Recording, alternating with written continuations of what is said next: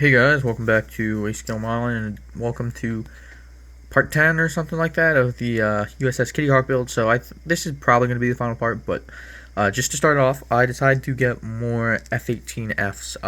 I just thought there were not enough. I think there's only 3 on the actual carrier flight deck. So I got more, but I decided to change it up a little bit.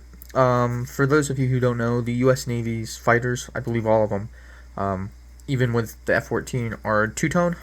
It is a light gray on the bottom, like I think they call it light gall gray or something, and then or light ghost gray maybe even. And then this is the top dark ghost gray. For the most part, I just painted them XF80, and I thought it looks pretty good for the most part. It's hard to kind of tell, but you can see it right there. So XF80's on the bottom, and then this is the dark gall gray or dark ghost gray on the top. So it's harder to tell in these smaller planes, but I think you can tell on the carrier a little bit. Anyway, but yeah, so we tried that. This might be how I do it in the future. Anyway, so that being said, I will get the landing gear on these and check back in. Alright, and so here are 2 of the aircraft I've gotten done. As you can see, this is the VF-102, the Diamondbacks, and this, so interestingly enough, so I got them decaled just like every other one, but I added, looking at some of the photos, they had this E, I believe it's efficiency or effectiveness, so the whole squadron has it, so I added it to these two, 111 and 103. So I'm going to add it to the rest because I think it's kind of cool and it's unique to them. From what I could tell, no one else at the time had the E. It was a little bit bigger on the real thing, but this should be fine. I think it gets the point across pretty well. Alright, so that's a little up. Alright guys, and now I'm working on the hull, and I thought I'd give you kind of a progress update. So I'm trying weathering the lower hull, as you saw in a few of my other previous builds. So we're trying this stippling type technique where I'm taking a few different colors and a piece of what do you call this, like not styrofoam, but just mesh, I don't know. It'll come to me, I guess, at some point, hopefully. Anyway, taking some of that, and I'm just stippling it around. And if you look at pictures of carriers, their hulls, especially the bootstrap, gets really beat up, and the paint goes away and it turns back into this gray. So that's what I'm trying to do. And I was looking at carrier pictures of the Enterprise, the aircraft carrier CVN 65. I'll put it up right now. But there's this green algae. I don't know if it's like just like hair algae or coralline algae or whatever. But it's grown on the hull, so I thought I'd try to emulate that. I'm so far liking the way it's coming out. It's pretty random. I'm going to do it along the hull all the way. I'm going to do it heavier in some spots where waves would smash against it, and then later kind of where it should be kind of pulling away from the water.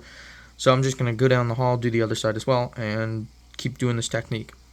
Alright guys, and so I am working on the lower hull weathering, and I thought I'd give it a go. As you can see in some of the photos, you can see these joins where the steel hull got put together. From what I could tell in the photos, they only go so far back where they get really beat up. So I decided to do it. I just basically did the same technique that I did up here, but taped it up and made it a grid pattern.